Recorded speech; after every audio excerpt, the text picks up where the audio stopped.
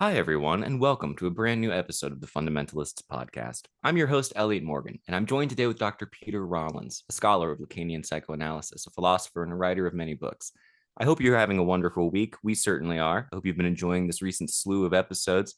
This particular episode is on the idea of indecision, specifically, as it may relate to relationships.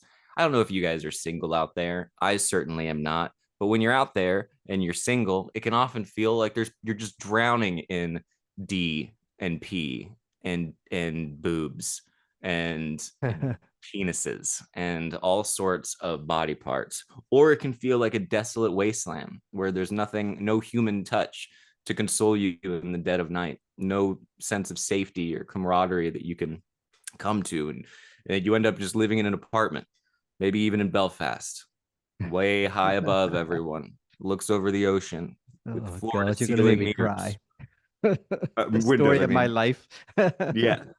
Maybe you got into philosophy because you've just been so lonely and that led you to Lacan. No, okay. Pete, how you doing?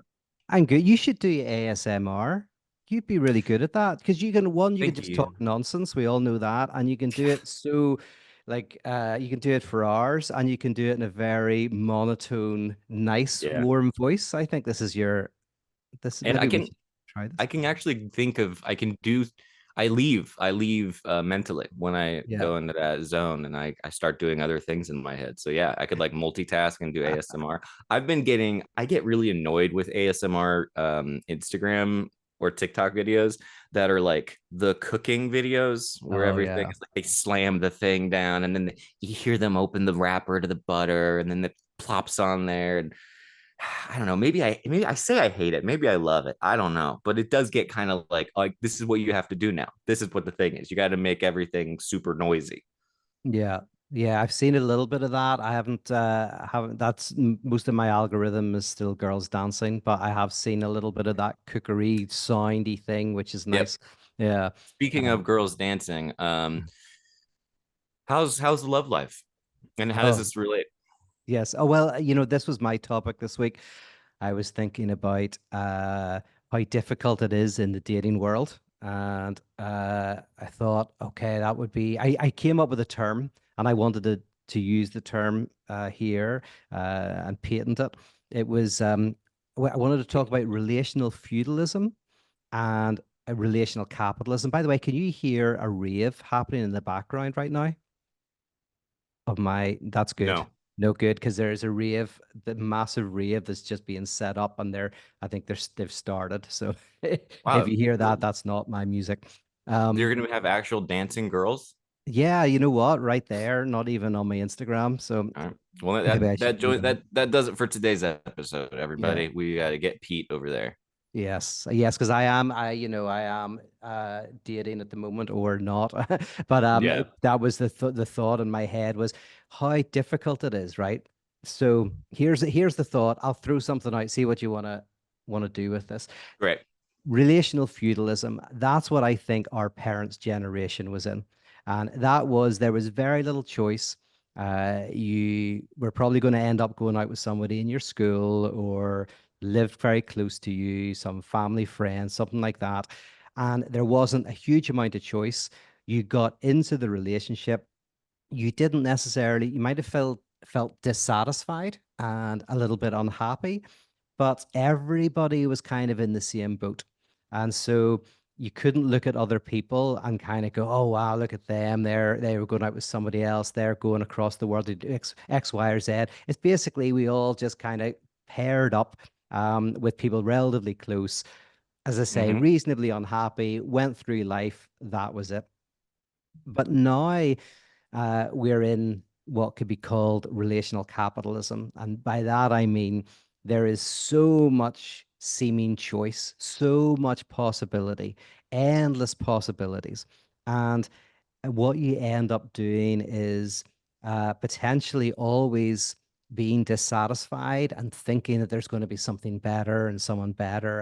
And what happens is you're more and more paralyzed by choice.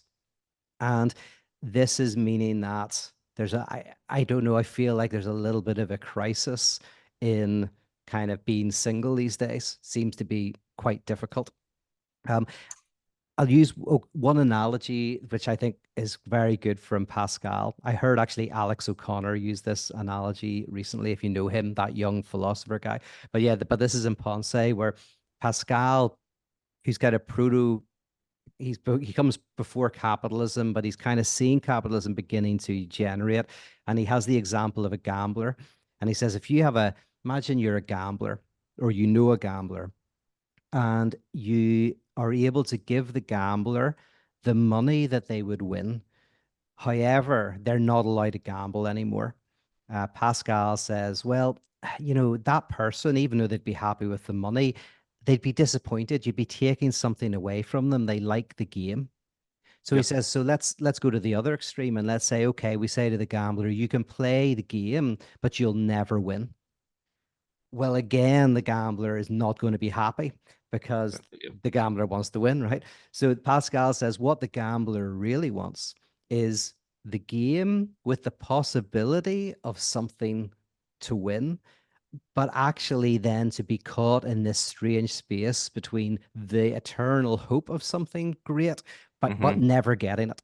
And that analogy, I think, very much captures something about the human condition and maybe what it's like in the dating world where um, we kind of get more and more interested just in swiping right and left, right and left, right and left, and then get very bored very quickly with the conversation and with the actually meeting somebody. And we, without wanting to, we seem to get libidinally invested just in the game itself.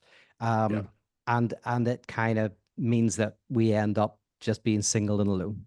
There you go. Very nice.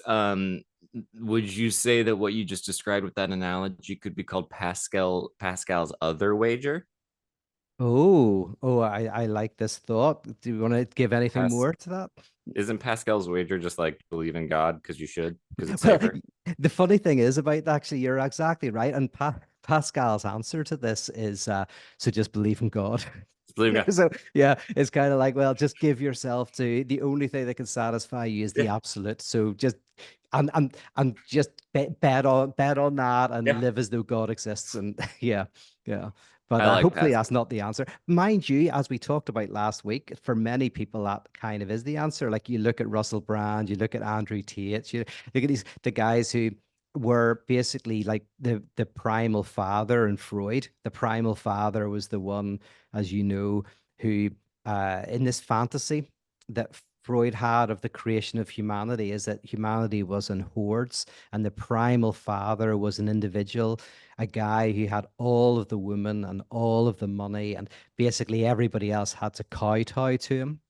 And eventually people rose up and killed him and then it's established the law. But, if we look at who's the guy that I really liked you put me on to, the guy who was always walking around with lots of women and he had a beard and he was loaded. Yeah, And I know you're talking about Bilzerian, Dan Bilzerian. yeah, Yeah. your favorite, your guy, you modeled yourself on him. I Whatever I happened to stopped him? follow. I stopped. He pops up every once in a while on like a podcast or something, and he just says exactly what you would expect him to say. Of just like very Trumpian, like loves his weed and his women, and is just loaded, and I, talks about being a man.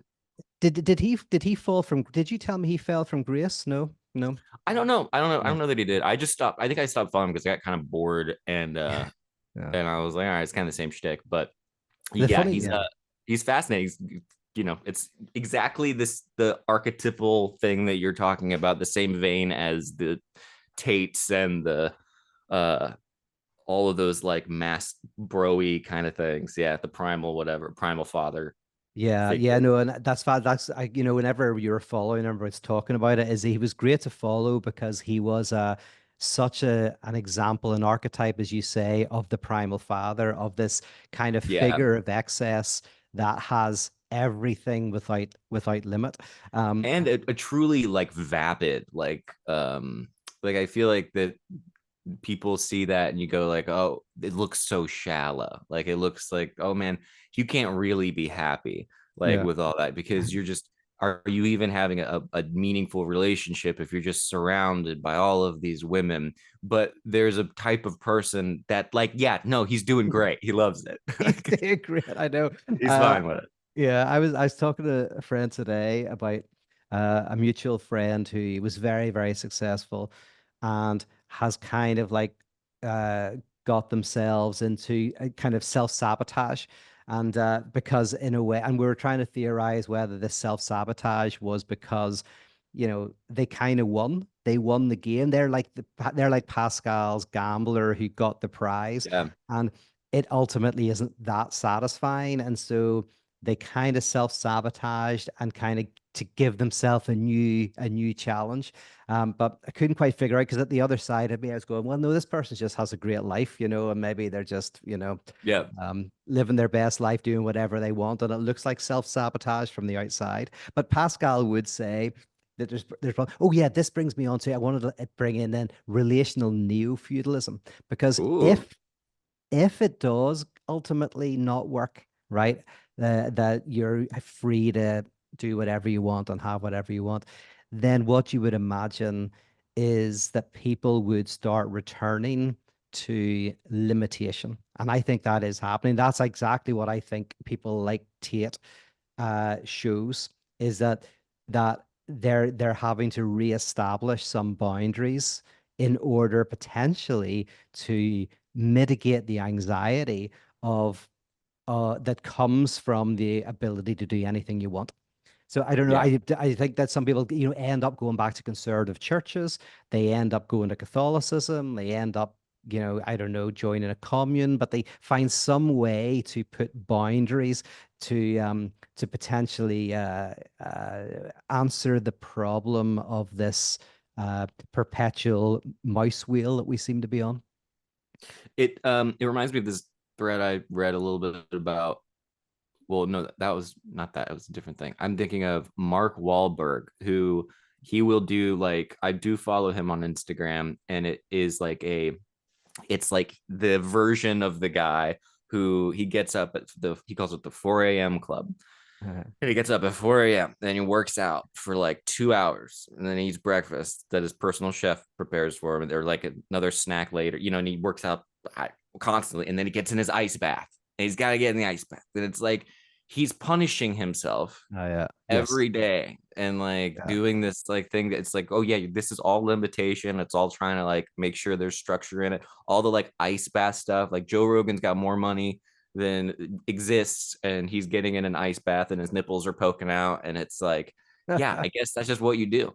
That's true. I mean, like if it worked, this is the idea that today the losers lose doubly, but even the winners win. I mean, imagine a sport where the losers really lose, but so do the winners in some sort of sense. But that's Yeah. what we get because like why would you be doing all this mad stuff if you can just sit by the beach, enjoy yourself, Mm-hmm. hang out, and it's because that is painful is that we need sacrifice. We need pain, we need Yeah. sacrifice in our lives, and we'll have to reintroduce it in some way uh, in order to make life meaningful.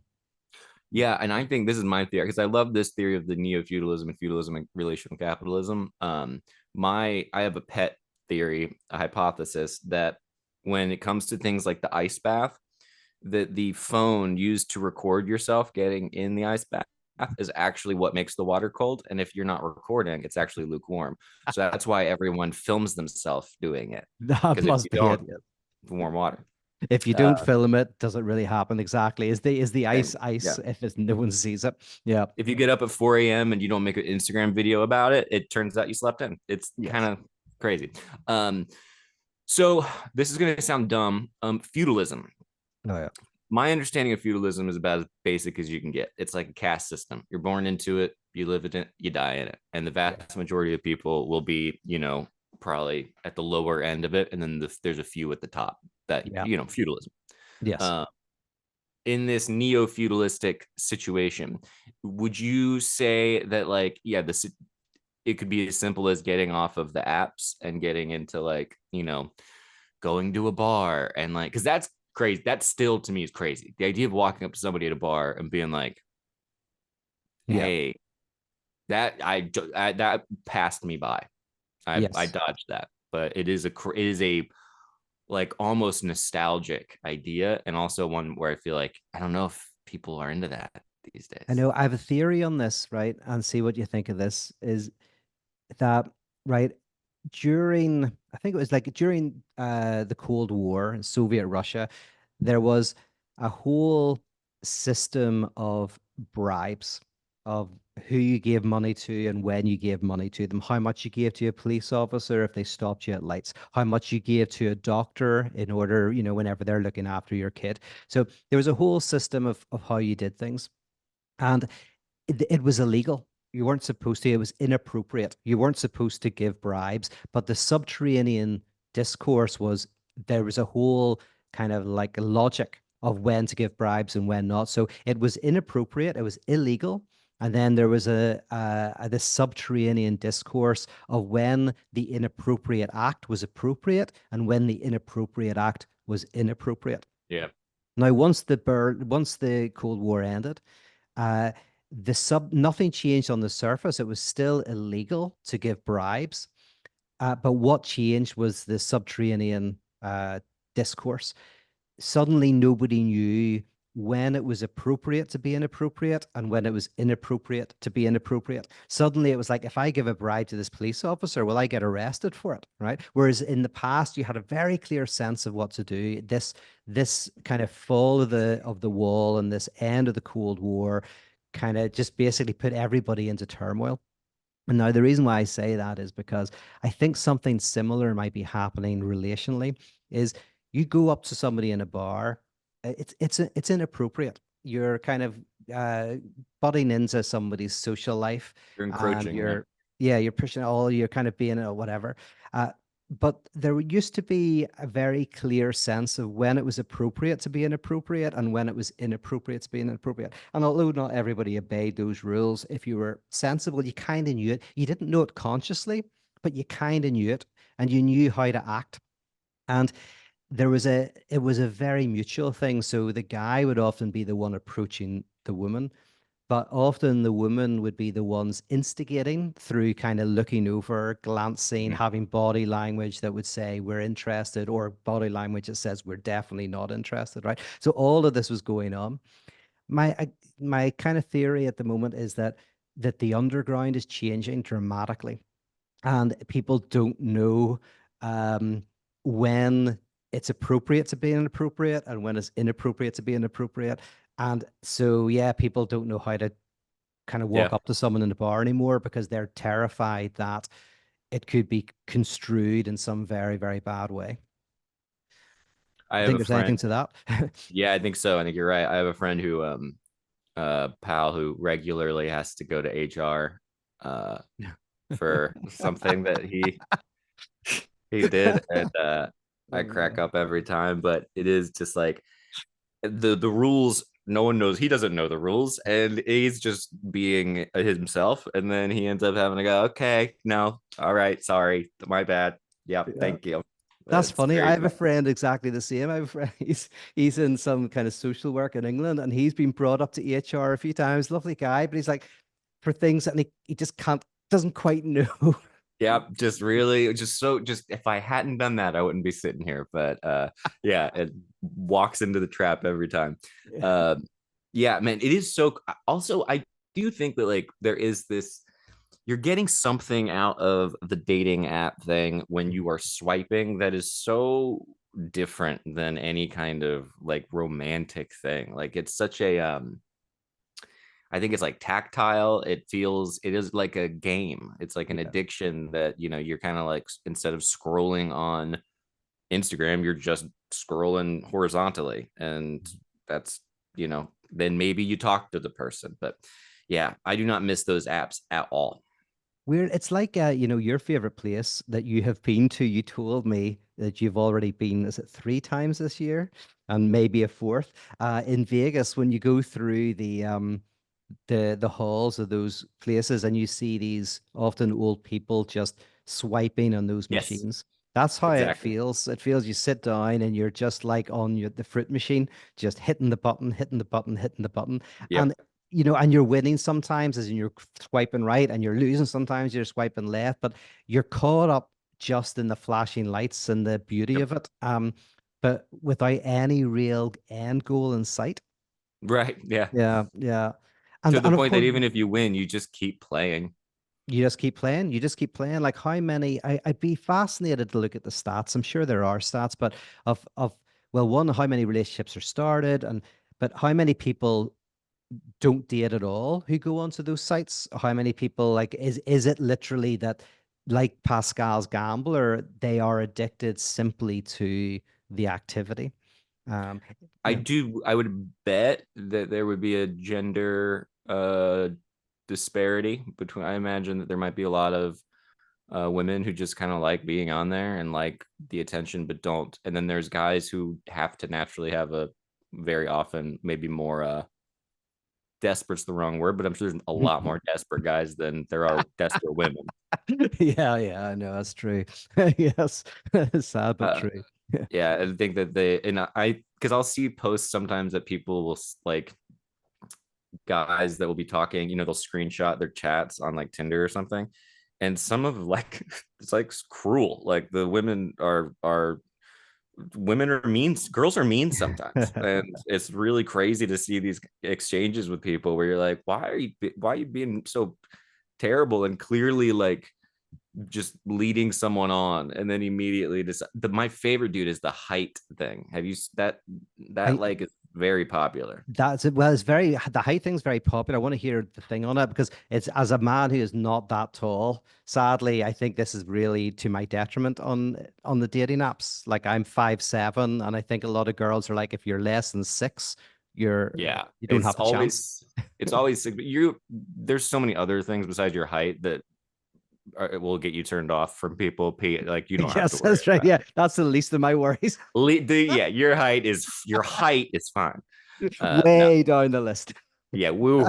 Um, it is always like 6 foot, and it's always like dudes who are like 5'11" saying that they're 6 foot, and it's it's like an arbitrary thing that, and whatever, people can have their preferences. Yeah, Obviously, I don't give a shit, but it is it really bothers a lot of guys, I think, and for good yeah. reason. Like they feel immediately, you know, cut out, I guess. Yeah. But Well, I guess isn't I did hear someone say, because the big thing obviously for women, it's the issue of weight is an issue where sometimes you want to try to kind of like look as thin as possible. And then yeah, for guys, it's height. Guys want to look mm, as tall as possible. So I've heard there's a phenomenon. Well, of course, where, obviously women will try to take pictures where they look as thin as possible, and then guys are basically, yeah, standing on a set of books to make yep, them look as tall as possible. love Uh, it. yeah. I was thinking about with the sort of addictive nature to slot machines. Like I think it wasn't until maybe the 60s or 70s in Vegas when they added stools and Oh, yeah. uh and like air conditioning, and it wasn't for a while that like they didn't originally have carpeted floors. Everything was dirt, and so um they added air conditioning and then carpet, then they added stools, and then they added drinks, and they were like, all we're trying to do is keep people glued to this thing. Mhm. Why would we have them stand? We'll give them nice comfy chairs wherever they go. And it's like the same thing with these apps. They come out with a new one, they update them, they go, on this one, she talks first or whatever. On Bumble, I think that is, I don't Yeah. know which one. But yeah, they're just keeping you, their goal is not to get you to fall in love, because then you're off Yes. the app. Yeah, and this kind of connects to why I'm using the terms, right? Yeah, feudal relationships and capitalist relationships, because one of the libidinal definitions of feudalism and capitalism is that, so in feudalism or pre-capitalism, you uh, make a commodity, right? So I'm a shoemaker or whatever. I make a commodity, a shoe. I sell it for some money that I then use to buy another product, right? So very simple. And Marx called that the CMC model, right? Which is commodity. It was made into money to buy a commodity. And the whole point of that is your enjoyment is in having a commodity, right? So you want a duck and you sell your, I don't know why I said duck, but you sell your Great shoes. choice. Yeah, I know. Yeah, to get a duck. And, yeah, and I do you love know, that. yeah. So that's a simple model. We all understand that. But then, and because in feudalism, you could never make you could never make substantively more money than anybody else. You because Yeah, there was a limit to what, yeah, one you were in there. shoemaker or whatever, one purse maker could make. It was only with industrialization that you could set up an assembly line of 10 people. And suddenly, if you were a shoemaker and you had this assembly line, instead of being able to make 5 pairs of shoes a week, you could make 50 pairs of shoes a week, and then you could make excess money. So Marx called this move the move from CMC to MCM, which is where you have money. So the capitalist has money that they invest in something to make a product, make shoes, in order to get more money. And the very subtle move is you start to get enjoyment not out of the objects that money can buy, but out of the accumulation of money itself. And you see this obviously most extremely in crypto, right? Where you start to get, and anyone who's done crypto will know that you start to enjoy the accumulation of money and never take it out. That's always the joke in Mm, crypto is diamond hands, is no one ever takes the money yeah, out to enjoy it because products are enjoyable, but there's this enjoyment in this ethereal in abstract increase of capital, which is, in psychoanalysis called drive. But similar thing in relationships is what you think you want is the object, which is the person, the guy or the girl that you fancy, right? And you have a certain enjoyment. But these apps, they click into a different type of enjoyment, a yeah, drive enjoyment. So what they click into, exactly what you're saying in Vegas as well, of those machines, is the enjoyment not of finding a partner, but weirdly the enjoyment of just constantly flicking through people, having very minor conversations, going back and going back and going back. So that's also why I talk about relational capitalism. Is strangely we consciously think we want the person, but unconsciously we seem to just be addicted to the pursuit of the person. Like we're all Roadrunner, right? We're all Roadrunner. right. No, or sorry, Wile E. Coyote. We're Wile E. Coyote, never wanting to catch the Roadrunner. Yeah. Excellent. Yeah, oh, I had a thought and just like that took it away. I was thinking about when I was a singleman, um, just disgusting person. I would get excited about there just being several conversations going at once on the app. Mm. Like that would be like it would feel like I was winning. Like I was like, oh, there's more people talking to me now. Like the little dot would show up next to the thread, and I would be like, oh, okay. And then, it would last, nothing would come of it, but it would still kind of be like so fun. It's like, oh, look at Yeah. this. I'm getting like, there is some imaginary points in my head just for accumulating this excess like ability to have conversations with people I really don't, care about. Yes. But yeah, I think I totally agree with what you're also, do you think do you put a lot of stock in the generational divides? I feel like this is an overdone conversation and an overwrought delineation of like the Gen Zs and the alphas and the millennials. But I do wonder if these younger generations that have been like steeped in the internet are going to, like you're saying, be the ones that really go back to a neo feudalism or relational neo feudalism. Yeah, yeah. I wonder that. I wonder, like some I think will go into this kind of relational neo-feudalism, and then some will figure out a new subterranean uh set of rules. And I Yeah. don't know what that's going to look like. I feel like that's what it feels like to me at the moment, is that things are shaking out and don't quite know how they're going to shake out. Uh but they're obviously going to shake out in some sort of way, or we're screwed as a species. So, like, we're going to have to find ways of relating and interacting. Of course, there's lots of things around non-monogamy, polyamory, all that kind of stuff. But it feels like maybe the younger generation are having to figure out a new way of flirting, basically. Yeah. Although at the same time, I think the basic structure is the same. And I did want to mention something that you're talking about how uh, you mentioned on the dating apps, there can be this, it's perpetual. And you said something about like men might be more desperate than women. And I've one thing on that, which might be an answer as to why, is for Lacan wrote basically feminine fantasy in this math theme that was, if I can remember it, it's basically, well, I can define it, which is that what what is what is wanted is desire as such. Like what's feminine desire enjoys is desire, to be desirable, to Yeah. experience themselves as the object of desire. So if that's your main, which I think is, is a lot of people would relate to that, a lot of women would relate to that. um the dating apps give you a form of that. It's not as good as the desire of someone you're in relationship with, right? That's better, but it gives you a version, which is you Yeah. can, anytime you want to, like a vampire, suck on desire, feel yourself being desired, evoke desire. You can go onto the app, see if you can, some guys will give you that attention, and that's actually very satisfying. And there's nothing wrong with that. That's an enjoyable experience to be desired. Um, but the problem is, as I say, it becomes quite empty because you don't end up really connecting with a person, but you do Yeah. get something. You do, like I say, like a vampire, you get up to feed.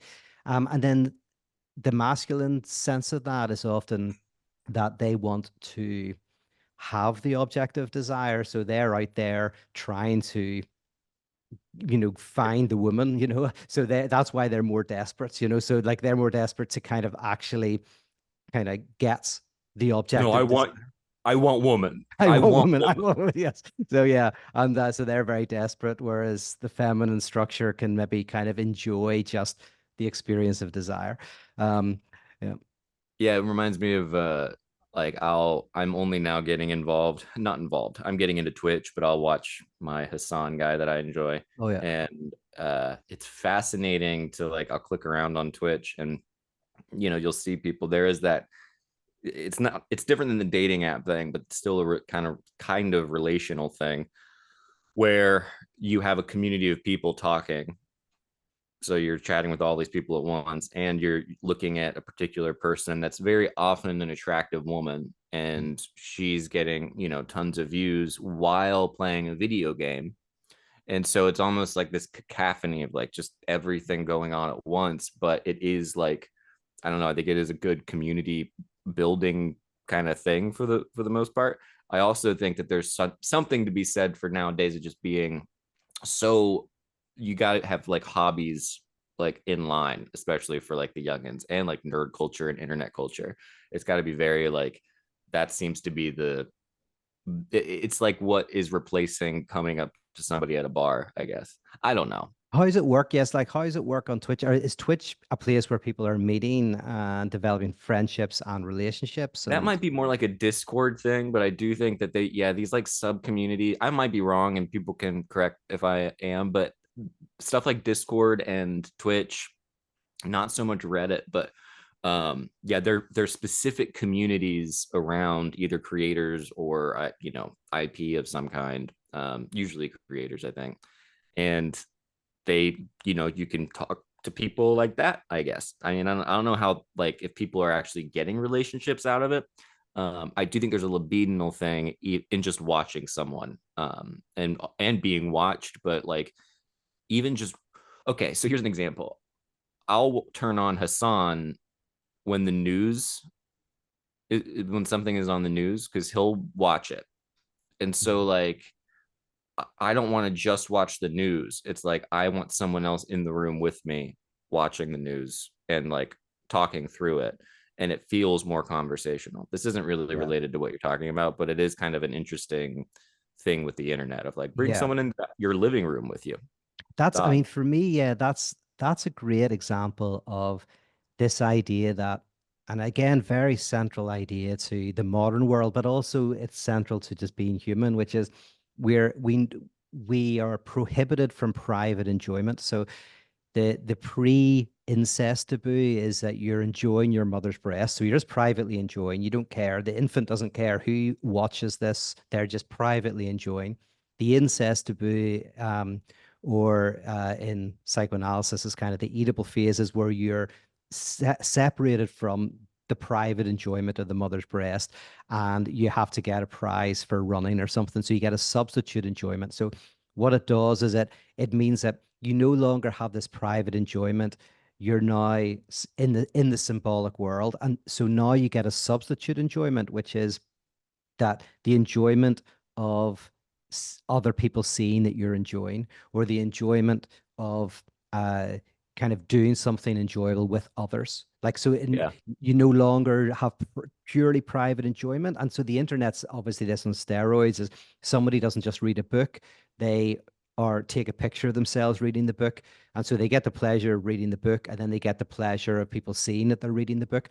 But also, you don't just watch the news privately. You want to watch it with other people, and it all has all symbolic value, in terms of your political position, or you're the type of person who takes interest in politics. So, so there's an element of that, and that's probably what this technology maximizes. It maximizes very uh, this part of ourselves that can't just enjoy on our own. We can't really just watch TV on our own. I never watch TV. You watch TV with somebody else. And in fact, you introduced me, isn't it Joe Beretta does this sort of, but to this phenomenon where people don't even watch the TV, they watch someone watching the TV, the reaction videos. Oh, that the React videos, yeah, for Yeah, sure. react. So you kind of literally are getting enjoyment not from watching the TV show, but from watching the enjoyment of a person who's watching the TV Yeah, show. You know, yeah, it's fantastic. And same with the streaming stuff. It's like, oh, I'm watching them watch, and yes. I like it. I'm getting more and more into it. Yeah, I was. What were you saying before that? Before the go back, like, sorry, I Oh, lost yes. Yeah, I jumped on a few things with private enjoyment, the incest taboo I was talking about as well. And before that, I can't it. remember. I'm bouncing around. Well, that's all right. This is good stuff. Yeah, I mean, it is. I just feel also like I'll hear people. Oh, yeah, my wife went to the U.S. Open, and speaking of watching TV by yourself, Hmm. I forced myself to watch like a movie, and I couldn't get through it by Yeah. myself. Like I can't. And I was thinking about you because I know that like I'll tell you, I'll be like, Pete, you should watch this, and it's like you'll be like, yeah, I'm probably not gonna watch it because you're just like watching something by yourself sucks. And Yeah. like I even playing like I'd scroll through, I couldn't decide what to watch. I was like Furiosa, I'll do that, and it was good enough. And I was so proud of myself for finally finishing it the next day after a 2 day period. But also in that 2 day period, without having my wife around, I literally was just wandering around aimlessly with no idea what to do with myself. And so that's a whole other thing where it's like if she's here, I'm gonna be like, it's like I have some kind of structure, even though she might just be doing her own thing. But when Yeah. she's gone and there's no other observer, I'm just like a tree in the forest, and I don't know if I'm really existing or not. It's crazy. Yeah. I saw a cartoon once that said, "Do you ever get the uneasy feeling that no one is watching you?" And I like that line. Yeah, because if Very no good. one's watching you, it's like, oh my God. In fact, what the reason why people go to the US Open or buy the Oasis tickets, right? It's going crazy here. And I said to my friend Jay, I was like, "Yo, God, wait till people hear they can stream this stuff for free online, right?" But of course, that doesn't work Spotify because actually has all the Oasis. yeah, you don't even have to do this, spend hundreds of dollars. But there, of course, the reason is because there's a public enjoyment. It's not just the Mhm. enjoyment of the music, there's the enjoyment of being seen to enjoy the music and the symbolic success of getting it. But what's interesting is how that's I basically in feudalism, these desires were there. This is in psychoanalytic thinking, right? In feudalism, it's not that uh you didn't want to get rich, right? But it was so not possible that you didn't Yeah. even think about it. Like, it wasn't really an option. You grew up in the same village, you died in the same village, you married this person, and it created a lot of social solidarity because you were all basically in the same boat except for the lord and the lady down at the manor, right? So they were the primordial father that eventually you would kill or whatever. But um, you create a social solidarity because you were all in the mud together, and there was no real so drive was there, but drive didn't have much oxygen Yeah. to really flow. What we have now is we have the ability to really latch on to drive, to create all sorts of technologies designed to hook our drive, which in one sense I think is amazing. But I think we have to the future, which hard to say what that's going to look like, but is not Woman. getting back. Oh, go ahead. The future is woman. The future's woman. Yeah. Yeah, the future is The, woman. The the future the is uh, a the woman. the future is not. Oh yeah, that's right. I forgot about that. I think You know you that, got yeah, that isn't that T-shirt, what haven't you? t-shirt? Yeah. The Yeah, future is yeah. female or something. I The don't know. future's female. That's right. Um, there's a, and actually one of the reasons why people say that is because this idea of supposedly masculine jouissance is to do with always getting something, always moving forward, always wanting the next thing. And feminine jouissance is about enjoying a type of not having. And so, yeah, so some people say the future's female. What they are saying is that feminine jouissance is the answer to capitalism, for good or for whatever. But anyway, the this hooking of drive is, we live in an age where um and you could call it spiritual, right? Like you could imagine relationships where uh you can get all of your satisfaction not out of any physical connection whatsoever, right? It only, you get your enjoyment through the exchange of desire, and desire isn't material, it's immaterial, so it's spiritual. So the spiritual world is the world of apps, where none of us leave our room to really touch the flesh of another. We feed like vampires of giving and receiving of desire, of enjoying not having and getting off on not having. And Zizek has a brilliant analogy where he talks about sex toys, and he says, the future is, he kind of uses it in a different frame, but so we'll see if it works. But he says, like, so you got vibrators, and then you've got those like flashlights.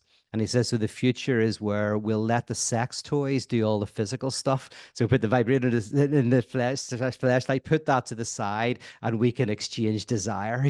So Yeah, yeah, there's something, something very interesting about potentially us getting more and more enjoyment out of very ethereal, drive related non-physicality. Um, yeah. I don't know where that's going to go. It can't go anywhere good. No. I'll tell you that. Yeah. I Yeah. can predict the future pretty accurately, and we are. Oh man. Oh Yeah. God. Um, I wish everyone would just find their one true soulmate as quickly as possible, and then settle down, have two kids, not move, get back to the actual feudal system, Yeah. and then Yes. everything will solve Well, itself. I was always a fan of when I moved to LA, and there was a lot of people were into ethical non-monogamy. And I was like, I was always into what I call unethical monogamy, right? Which is very old school. This is the aristocratic way and very un-LA. But, ethical non-monogamy is where, of course, right, you're non-monogamous, you tell everybody what you're doing, and, everyone's very open, right?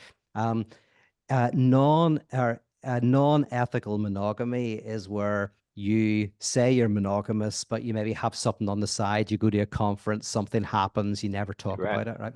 Now, the interesting thing about non-ethical monogamy is if the two parties are kind of like embrace this, and again, this is a subterranean discourse, it can never be said, right? The whole point is if you say it, it's not non-ethical monogamy, it's non-monogamy, right? So you're monogamous at the conscious level, but then the subterranean discourse is, if you're at that conference and something happens, just don't tell me about it, right? But that's not said, it's just kind of there.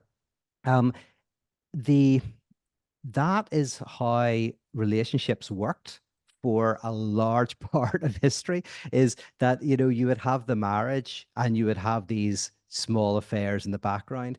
And that, because I actually think monogamy is always a bit of a problem. Like if you literally, even if that's why people have kids sometimes, the kid isn't is a third. It's not a sexual third, but it's a third to kind of like, so is your interest isn't just you and the other person. When it's just you and the other person and there's no third to break it up, no triangle, um then it becomes so the melancholy sets in, a profound melancholy, and then usually people start fighting in order to break that up. Oh, jump in. Unifying third or something, or Oh yes. reconciling third. Uh, Um, the yeah, I was thinking about with this this morning. I woke up and my wife and I woke up and she like leans over and she hugs me and she goes, "Man, we spend a lot of time together." And I was like, "I know, we really do." And it's like this is we gotta figure something out. We gotta Yeah. get a dog or something I because was going to it's say your dog was that for a while, the yeah, third, because exactly. yeah, yeah. And Uh, Grace will talk about it. She's like, Goose was like, something else that we could focus on. And I was like, yeah, but we're good right now for a second, But you yeah, had the it's most all neurotic dog. I mean, that dog yeah, was a lot to focus on. I mean, it was a great third. It was a great third to break up the dyad because that dog needed a lot of help. yeah. She was a third, fourth, and fifth, depending on what moods she was in, which Yeah. varied according to whether or not she was being touched or looked at the wrong way or had the wrong noise around her or saw another dog or an Amazon guy. But anyway, is Yeah. yeah, the two people who just look at each other and then yeah, you start getting fighting and you get a little bit more like, okay, we gotta just like calm down Yes, there has to and be find like a something. third, and the third might be work. It could be work. It could be a dog. It could be a child. It can be another partner. Um, and even if the other partner is just a fantasized partner, often that's happening within the sexual encounter, is that there's, Right. fantasizing a third. There's always, so love triangles are kind of like, you could say almost kind of ground zero for love, right? Yep. There's usually a third. Um, and why was I bringing that up? Oh yeah, well, that's also partly falling apart. And I don't know Yeah. what's going to happen with kind of, as I say, ethical non-monogamy, whether that is actually part of, there's the desexualization of sexuality. I don't know. I'm not sure. Yeah. I think that yeah, I've got some thoughts, but they're not well formulated. Do you think that you should put "I am for ethical or unethical monogamy" in your bio? Maybe that's what I'm doing wrong, that I've Profile? got Yeah. that. It's in Yeah. capitals at the very top. Yeah. Yeah, that might really, yeah, that might be part of it. Yeah. Well, great. This was fun. Any closing thoughts, Pete? I like your neo-feudalist idea as well as relational feudalism and relational capitalism. Yeah. I do think you should bring that up at your next first date. Any anything else? Yeah, I guess my takeaway in all of this has been really fun to talk about because it's just kind of like some thoughts in my head, but Yeah, this is is fun. I guess the central takeaway for me is that when I talk about then relational capitalism, it's the idea that without knowing it, we can find that we're getting more enjoyment out of not having a relationship. We're getting more enjoyment out of this kind of wily coyote eternal pursuit. And if we get so caught up in that drive type of enjoyment, um, it ultimately will feel hollow. And I don't know what the answer is, but I'm almost at least putting it out there. Fundamentalist questions. Going to ask yourself, if you're single and you're in that world, is that something that's happening? Because I'll tell you this. Yeah, this is my takeaway: is that I do think that we live in an age where technology is able to maximize the human dimension of drive that it hasn't been able to in the past. And that's why I'm talking about feudalism. It's like whether it's in the past of relationships or in the past of economically, where it's not that we didn't have drive. We did drive as part of being human, but we did not have technologies that were so good at hooking us and leading us by the nose. And are we now at a place where that's kind of getting out of control? Yeah, Yeah. excellent. Any thoughts on you? Any closing thoughts? No, I don't envy anybody who's in that situation, and I do not judge anyone for any of their anythings. I hope everyone finds happiness, joy, peace, and love and harmony. And if you meditate and if you surround yourself with crystals and you make sure that you do that and you clear out your chakras, you too can be happy. Perfect. Or you'd be like that guy that I forget his name. That Dan Bilzerian. yes, I'm going to look him Yeah. up actually after this. Daniel Bilzerian, my hero. All right, everybody. Thanks so much. We'll see you next time. Bye bye.